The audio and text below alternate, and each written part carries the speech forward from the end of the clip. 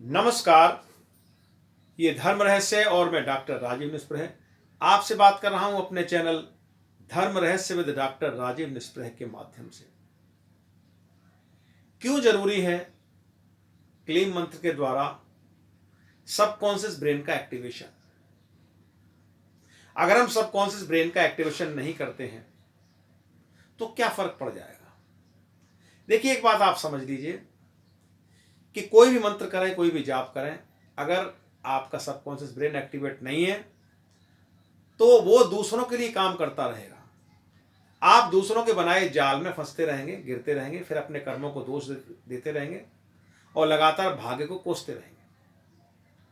लेकिन इस दुनिया में, जैसा कि मैं पहले बता चुका हूं आपको, कि अगर जीना है तो अपनी स्ट्रेटेजी, अपनी नीतियां, अपनी बातें खुद तैयार करनी पड़ती हैं। आपके लिए दूसरा कोई कुछ भी नहीं कर सकता।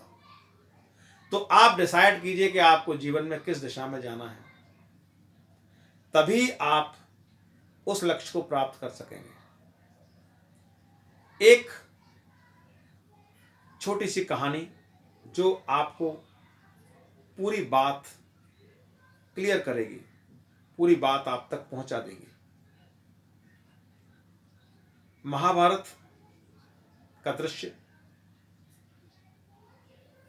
जिसमें घायल पितामह भीष्म बाणों की सैया पर पड़े हैं, अपने धर्म अधर्म के व्यूह में फंसे। अंतिम समय निकट है, परंतु इच्छित मृत्यु का उनके पास वरदान भी है, इसलिए प्रतीक्षारत हैं। बहुत बार वो सोचते हैं कि आखिर उन्होंने क्या ऐसा पाप कर्म किया, क्या उनसे ऐसा कर्म हुआ जिसकी वजह से आज ये स्थिति उठानी पड़ रही है कि पूरा शरीर बाणों से बिंधा हुआ, रोम रोम पीड़ा में डूबा हुआ, और समरांगण में रक्त रंजित भूमि पर पड़ा हुआ है। क्या कारण हो सकता है? अपने पिछले जन्म खंगाले योगी पुरुष थे, पिछले जन्मों में गए, कहीं कोई बात समझ में नहीं आई। एक दिन कृष्ण उनके पास आए, उनको घायल और पीड़ित अवस्था में देखा, व्यथित हुए। उन्होंने जानते हैं क्या काम किया? उन्होंने उनके अवचेतन मस्तिष्क को एक्टिवेट किया। उन्होंने कहा कि आप इस शरशैया पर पड़े हैं, क्या आप इसका कारण जानते हैं? भीष्म ने कहा, प्रभु मैं नहीं जानता, मैं पिछले 72 जन्म देख चुका हूं, मैंने कोई ऐसा पाप कर्म नहीं किया जिसकी वजह से ये स्थिति मेरी हुई।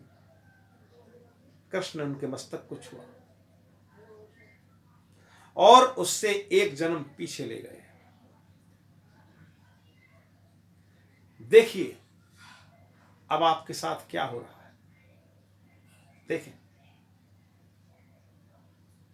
तो उन्होंने देखा कि वे चले जा रहे हैं रथ से, बड़े तीव्र वेग से, योद्धा के वेश में। सहसा एक सर्प उनके रथ के नीचे आने ही वाला है। उन्होंने बड़ी शीघ्रता से, बड़ी फुर्ती से बाण से उठाकर उसे दूर फेंक दिया। रथ के पहिए के नीचे कुचलने से तो वो बच गया, लेकिन भीष्म देख न सके। वो सर्प कांटों की एक झाड़ी में गिर गया, जहां उसका पूरा शरीर कांटों से बिंध गया। भीष्म को पता भी नहीं था। ये दृश्य देखकर भीष्म चौंक उठे। कृष्ण का यही है, ये समझ लो कि इस पीड़ा का कारण ये है। अब अगर कृष्ण उस अवचेतन मस्तिष्क को उनके को एक्टिवेट नहीं करते तो जानते हैं क्या होता। अर्जुन इस जीवन में उनका पौत्र था, सत्य है। अर्जुन के प्रति कोई बैर उनको नहीं था, ये बात भी सत्य है। लेकिन मृत्युपरांत जब संबंध टूटता है तो कोई पौत्र, कोई पुत्र, कोई पिता, कोई भाई, कोई मित्र नहीं रह जाता, सारे संबंध खत्म हो जाते हैं। उस समय वो घृणा उनके साथ जाती है, उस घृणा को लेके मरते कि मुझे अर्जुन ने निशस्त्र बाणों से बेध दिया, और वो कभी उसे क्षमा नहीं कर पाते। उसके साथ एक घृणा का ऐसा आवरण उनकी आत्मा पर चढ़ जाता जो मृत्युपरांत समाप्त नहीं होता, क्योंकि जो आवरण अगर आप अभी गिरा लेते हैं वो समाप्त हो जाते हैं। आत्मा पर जो आवरण चढ़ गया घृणा का, लोभ का, मोह का, अहंकार का, क्रोध का, काम का, वो वासना के जो वस्त्र उस पर आ जाते हैं वो दूषित कर देते हैं आत्मा को। जिस प्रकार से अग्नि धुएं से आवरण हो जाती है, धुएं में छिप जाती है, इसी प्रकार से तो घृणा लेकर मरते अपने साथ, कितना गलत हो जाता। जो अवचेतन मस्तिष्क की ताकत ये है कि अगर वो एक्टिवेट हो जाता है तो चीज़ें आपकी समझ में आने लगती हैं, आप अपने हिसाब से जीने लगते हैं, आप समझ लेते हैं कि ऐसा नहीं है।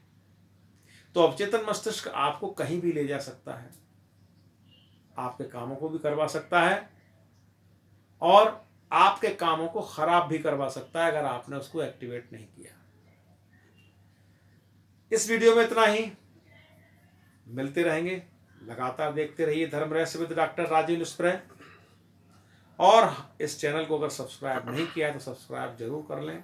कमेंट दीजिए, आपके कमेंट हमारे लिए बहुत ज़रूरी होते हैं, बहुत अच्छा लगता है जब आप कुछ लिखते हैं हमारे बारे में, इस वीडियो के बारे में। पढ़ के हमको लगता है कि यस, हम सही डायरेक्शन मेहनत कर रहे हैं, आपके लिए हम कुछ कर पा रहे हैं। नमस्कार, शुभ रात्रि।